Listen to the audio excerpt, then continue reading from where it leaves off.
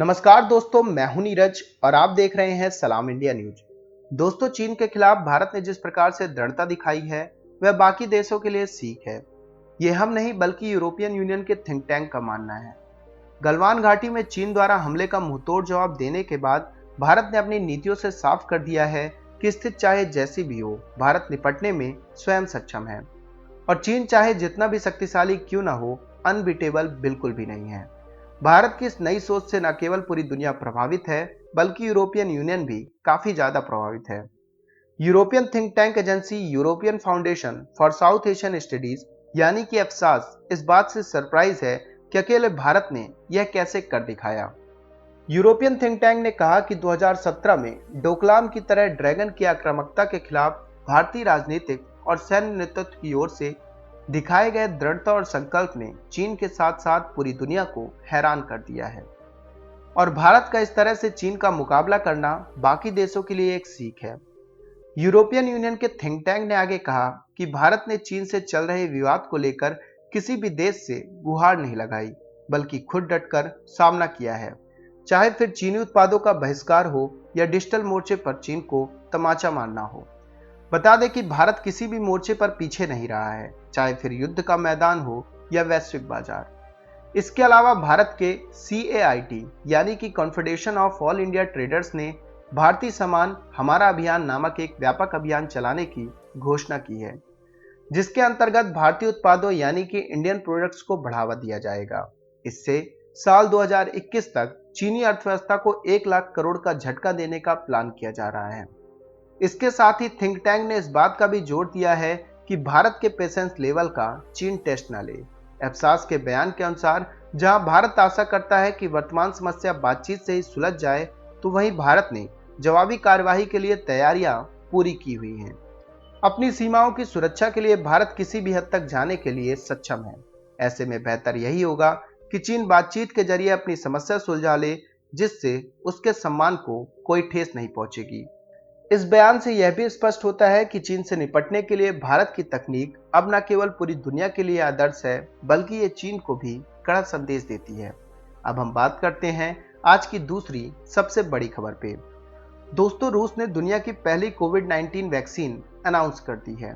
जी हां, कोरोना फैलने के 9 महीने बाद रूस पहला देश बना है जिसने कोविड-19 वैक्सीन बनाने का रेगुलेटरी अप्रूवल दे दिया है।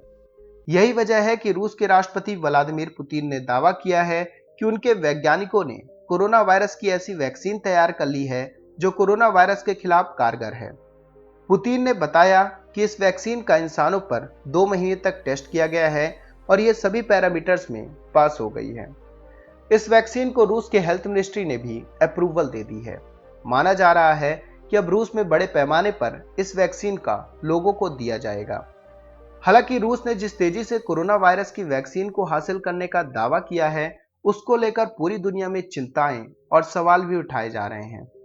लेकिन रूस के राष्ट्रपति व्लादिमीर पुतिन ने गवर्नमेंट टेलीविजन पर ऑफिशियल अनाउंसमेंट की है कि मॉस्को के गेमालिया इंस्टीट्यूट में विकसित यह वैक्सीन पूरी तरह से सेफ है और यह वैक्सीन उनकी बेटी को भी दी गई है।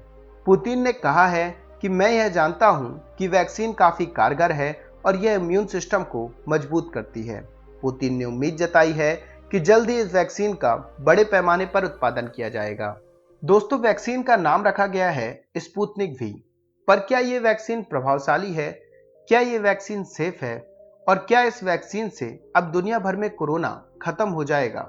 सवाल बहुत सारे हैं, लेकिन जवाब अभी निश्चित नहीं है, क्योंकि दुनिया भर के तमाम देशों के वैज्ञानिक इस बात से हैरान हैं कि रूस ने बिना फेज 3 ट्रायल के वैक्सीन बनाने की घोषणा कैसे कर दी।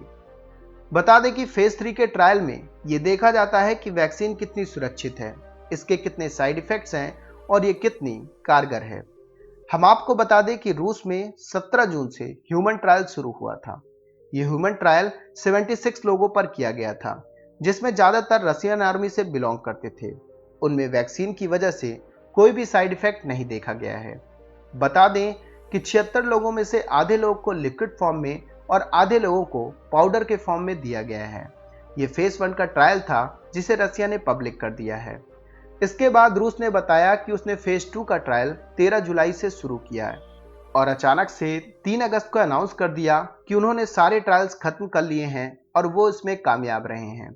इतने कम समय में फेज 2 का ट्रायल खत्म होना इस वैक्सीन को संदेह के घेरे में खड़ा कर देती है। इसके अलावा यह भी नहीं बताया गया है कि फेज 3 का ट्रायल भी है या नहीं, क्योंकि फेज 2 का ट्रायल ही कई महीनों तक का समय लेता है। इन्हीं सब चीजों के कारण रूस की कोरोना वैक्सीन पर बहुत से सवाल उठ रहे हैं। उधर चीन की सिनोवैक बायोटेक लिमिटेड ने मंगलवार को कोविड-19 वैक्सीन के ह्यूमन ट्रायल के थर्ड फेज यानी कि लास्ट फेज की शुरुआत की है। इस वैक्सीन का ट्रायल इंडोनेशिया में 1620 लोगों पर किया जा रहा है। यह वैक्सीन इंडोनेशिया की सरकारी कंपनी बायोफार्मा के साथ मिलकर बनाई जा रही है। इससे पहले मंडे को चाइनीज कंपनी सिनोवैक ने जानकारी देते हुए बताया है कि ट्रायल के दूसरे चरण यानी कि सेकेंड फेज को पास कर लिया है। कोरोना वैक नाम की यह वैक्सीन उन चंद असरदार वैक्सीन में से एक है जो टेस्ट के इस फेज तक पहुंच गई है। बता दें कि दुनिया भर में इस बात पर जोर दिया जा रहा है कि कोविड-19 के लिए वैक्सीन तैयार करने में सेफ्टी मेजरमेंट पर विशेष ध्यान दिया जा रहा है। यही कारण है कि रूस की वैक्सीन शक के घेरे में है। इसके अलावा दुनिया भर में 20 से ज्यादा देश हैं जो इस वैक्सीन पर अपना इंटरेस्ट दिखा रहे हैं, जिसमें ब्राजील और इंडिया भी शामिल हैं। अब बात करते हैं आज की तीसरी और अंतिम खबर की। दोस्तों, अमेरिका और भारत की दोस्ती लगातार बढ़ती जा रही है। इसके साथ ही वैश्विक मंच में भारत की ताकत एक अलग ही स्तर पर पहुंच रही है। जी हां दोस्तों, अमेरिका के फेमस टाइम्स स्क्वायर पर 15 अगस्त को भारतीय राष्ट्रीय ध्वज तिरंगा लहराया जाएगा। ऐसा पहली बार होगा जब न्यूयॉर्क शहर के इस खास स्थान पर तिरंगा फहराया जाएगा। अमेरिका के एक प्रमुख समूह ने भारत के इंडिपेंडेंस डे के मौके पर नेशनल फ्लैग फहराने की घोषणा की है।